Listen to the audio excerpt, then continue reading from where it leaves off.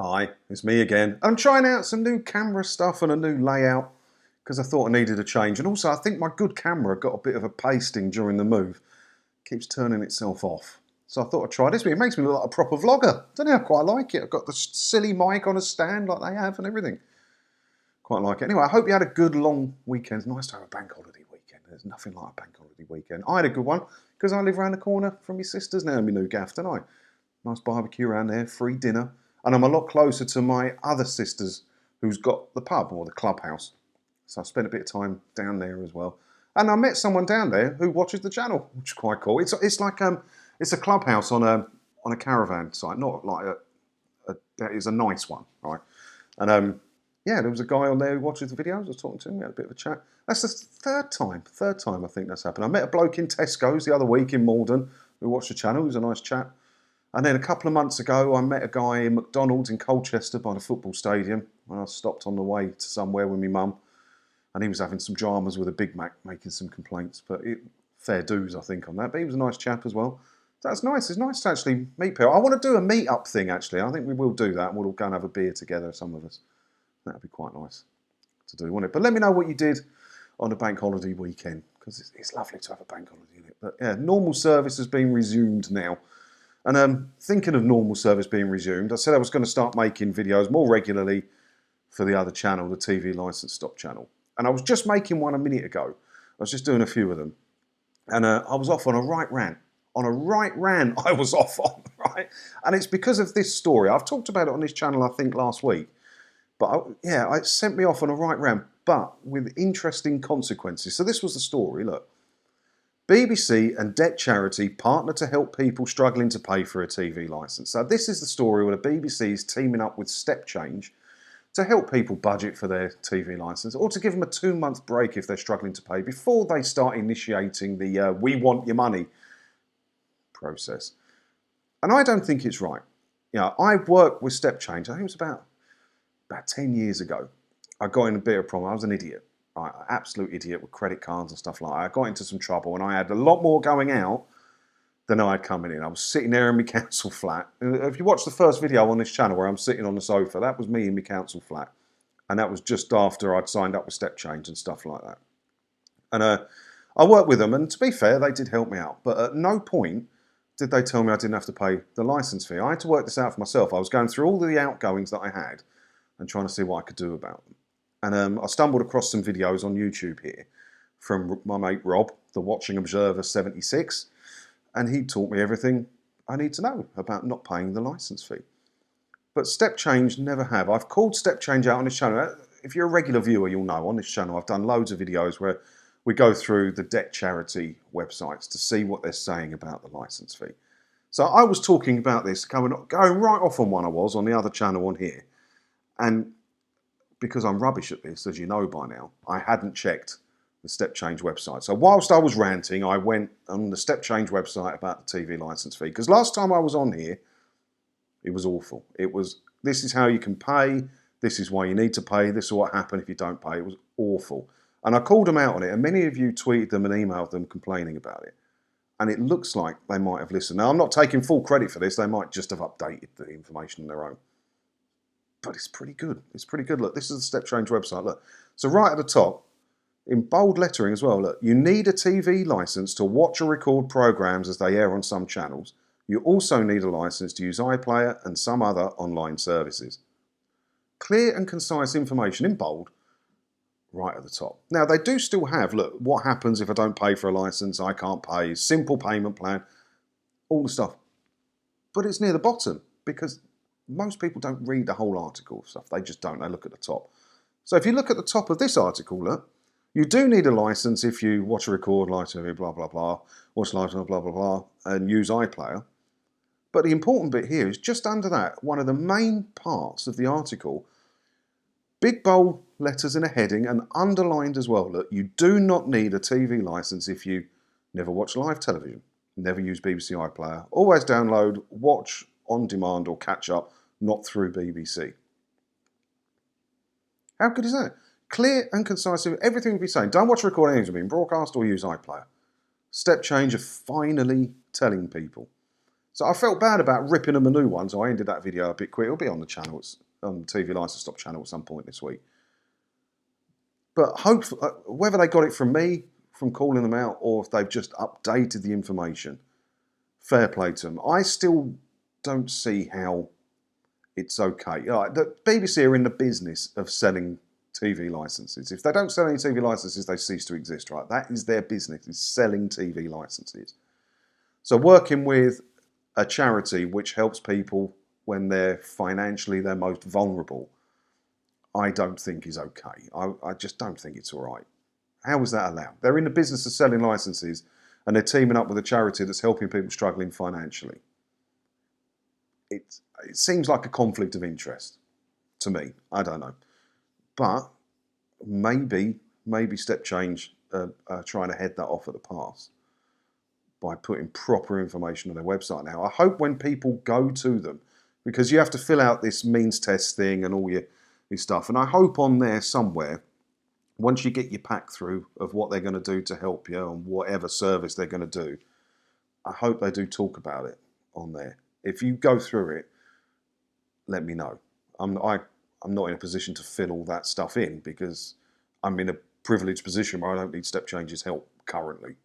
Hopefully not again in the future. It was awful. Twice I had to use them. I was an idiot with money. Absolute idiot with money. I've learnt my lesson. I'm a grown up and everything now. But yeah, I just thought that was interesting. Because I've called them out loads of times and they seem to have turned it around. What other stuff? I think I've got a few stories here to talk about. Where are we? Oh yeah. Man in Spider-Man mask arrested after attacking BBC's controversial statue with a hammer. It does go to show how much the BBC actually listen to people, doesn't it? When there's quite a lot of outcry about this statue, and they're standing by it. Any other company that had this much backlash about something on the front of their building would just change it, right? If my company had some signage out the front that caused uproar by the public, they'd change the signage. Why don't they just change the statue? Why don't they just change the statue? I don't know. There have been calls for the statue of Shakespearean characters Ariel and Prospero to be removed. The sculptor, Eric Gill, who also created the font used in BBC's logo and who died in 1940, recorded those things I'm not going to say out loud. That's reason enough for the statue to not. I'm not into cancel culture and all that. Do what you want to do. But this is a corporation that's supposed to serve the public and paid for by the public. And if the public don't like something, then they should change it to appease the public, right? I can't see many people defending the statue. So if they did remove it, I don't see many people saying put it back. I don't see a petition starting saying put it back. And yet again, when they were tearing statues down and all that, I'm not down with all of that. The reason I'm down with this one is because if it's a publicly funded corporation, and if the majority of the people funding it don't want it there, it shouldn't be there. But interesting that a bloke proper attacked it. And see the picture of it.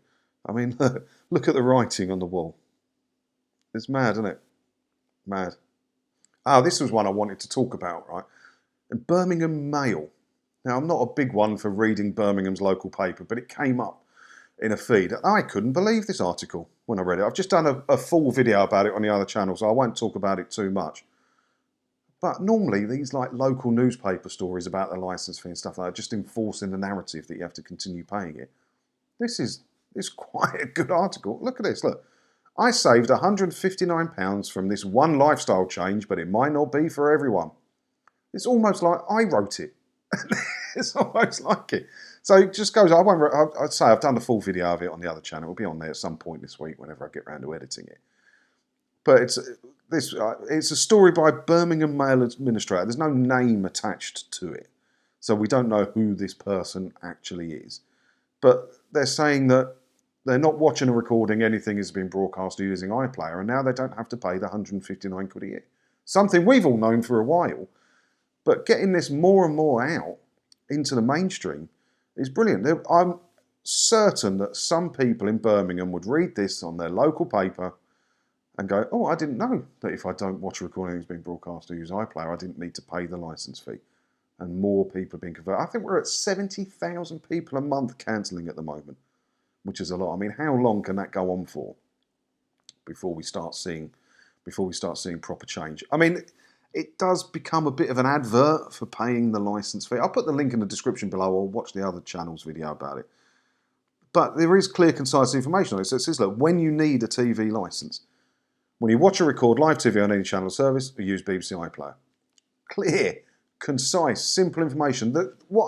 Normally when you see these articles about you don't have to pay it, it goes on forever and it's confusing and it's long and people just can't be bothered to read it. And I've been saying for ages, haven't I, the best way to say it is don't watch a recording that's been broadcast or use BBC iPlayer. It is that simple. And that's what I'm seeing in this article. And then it says, look, when you don't need a license, streaming services like Netflix and Disney Plus, all my voice is going, hold on. On-demand TV through services like All4 and Amazon, websites, YouTube, DVD. I think it's a pretty cool article, and I enjoyed seeing it in there. I'd like to see more local papers and national papers publishing stuff like that, because that will reach some people, and it will convert them. It will convert them, wouldn't it? What else have we got? Have we got anything else to talk about? I don't want to gas on for too long today, because I've got stuff to do this evening that I need to crack on with. Oh, this one, look. 3 in 4 BBC staff have no confidence in leadership. 3/4 of BBC staff have no confidence in the leadership. What was the question they asked? Where is it? Yeah. Asked whether or not they agreed or disagreed with the statement. I have confidence in the executive team and our vision for the BBC. Just 24% of staff agreed with that. Yeah, I've said it a few times, right? If I was a BBC employee, if I worked at the BBC, I was on the gravy train taking home licence fee payers' money, I'd be looking to go now. I would be properly looking to go now. Because if something big happens with the licence fee or the BBC, something changes and there's a bit of an exodus of staff, you're better off going now. There's plenty of work out there in television stuff, whether you're just in administration or if you're a presenter or anything like that. There's plenty of work out there with streaming services and the other channels at the minute. But if there's a mass exodus and there's loads of people going for these jobs, you stand less chance. If I was a BBC employee, I'm not telling any BBC employees out there, it's none of my business what you do. I'm just saying if I worked there, what I would do, that's what I would do. Because these people are paid by the licence fee and they have no confidence in the leadership. And the leadership, it's in the news a lot, isn't it? The BBC and the licence fees. Any time the BBC does something wrong, the licence fee is called into question. And if you're paid by licence fees, how do you sleep at night when you see these articles? When your boss does something properly wrong, how do you sleep at night knowing it could be your job? Because you're paid by licence fees. I don't know. I mean, I've had no confidence in the leadership of the BBC for a while. I mean, what was it Tim Davies said? It was ridiculous, wasn't it? That they don't care about profit. I get that, because they don't care about money. They get enough of it. But he also said he doesn't care about viewing figures.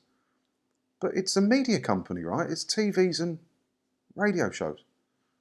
How can you not care about viewing figures? Your only thought in life, if you work for a broadcaster, is viewing figures. It's the only thing that matters, right? Because if people aren't watching your stuff, why are you even doing it?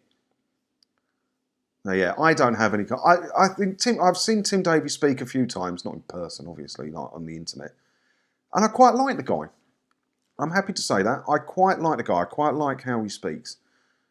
But is he in over his head running the BBC? Is he in over his head running the BBC? I don't know. Let's have a look. A BBC spokesperson said, "We're working hard to ensure the BBC not only delivers brilliant content, but is also a great place to work." They have to chuck that great place to work bit in just to appease the employees. Do you believe they deliver brilliant content? I mean, they're cutting 1,000 hours of stuff this year, of new stuff. Now, they should be adding thousands of hours. Get more viewers. That's the only job in life. You've got to appease the people paying the licence fee. If something like Netflix is doing better stuff, like Netflix is way cheaper than the 13 quid a month just the BBC is. And look at the stuff on there. There's big blockbuster movies. There's some of the biggest TV series that have been produced, in the last 10 years. They're losing. they're losing. And cutting more programming won't help. They need to be adding more programming. So yeah, I haven't got any confidence in BBC leadership either. How long have I been going for? 16 minutes. So I'll call it a day there. I've got a few more things to talk about, but I'll put them on the old later base.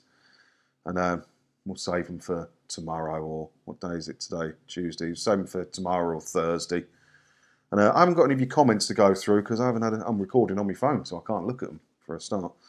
But I just wanted to say thank you. I had loads of positive comments about the move, and people are happy for me, and you know, they want to see around the place, which I'm sure I'll do at some point. It won't take very long to show you around the place, but when I'm filming, I'll point the camera in different directions. But honestly, there's not that much to see, but I'm so happy with it. I love it here. I'm a bit concerned for the structural rigidity of the walls now, with the amount of holes I've drilled, putting shelves and units and stuff up. Oh, God. But I've got to stop spending as well. I've been spending. Not on credit cards, though, because I don't have one, and I'll never have another one. Only money I've saved up for this move. For when I got in the cottage, I've been saving for this move.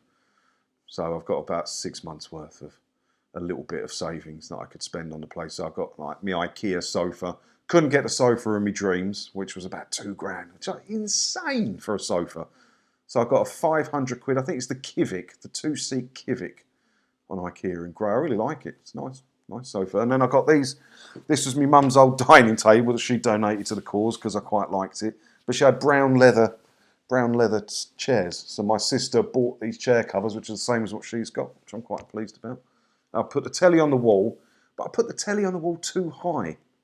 And I was sitting on the sofa the other day. I was thinking, that's too high. That's too high. And I was around my sisters, and I'd had a couple of beers, and my confidence was high. So I thought, you know, it's like, I'll come home, I'll reset the telly, put it down a bit. But it actually worked out quite well. It's ever so slightly on the piss by about 1 degree. And I don't know if I can live with it. Yeah, or not. So I've got to do something about that. But yeah, home ownership's working out well for me. Although it probably won't. The 15th is when my first mortgage payment comes out. So I'll probably feel differently about home ownership at that point. But the rent here is cheaper than what I was paying. The mortgage here is cheaper than what I was paying on the rent on that awful cottage. So yeah, I'm winning. But I'll have more of your comments to go through at some point, and I've got some from the TV License Stop channel we can talk about as well. So if you want to see proper, like how I used to do it, sitting here talking about each story in depth for like 5 minutes at a time, TV License Stop, the link's below. Go over there, make sure you sub to that. I think it's just hit. I was really proud of it because it was only my second channel. I haven't done a lot on it, and I had a notification from it. Where is it? Yeah, it's had 1 million views. I'm really proud of that. Really, really proud of that. Got less than 10,000 subs, but like I say, I'm not in it for the big numbers. I just want to get the message out there. And the TV, I've had a few more media inquiries through as well, which are nice, from papers and stuff, which I never got when I was using the ChilliJonCarne name. So rebranding to TV License Stop, it has been a positive. It has been a positive, I think. So if you want to see like the usual videos I do, they're all over there. This is mostly going to be long form stuff of me ranting, even though I was supposed to stop 3 minutes ago. But I'm going to stop now. So yeah, thanks for watching. If you haven't subscribed and you like this sort of thing, hit the subscribe button. And I'll see you in the next one, whenever that will be. Ta-da!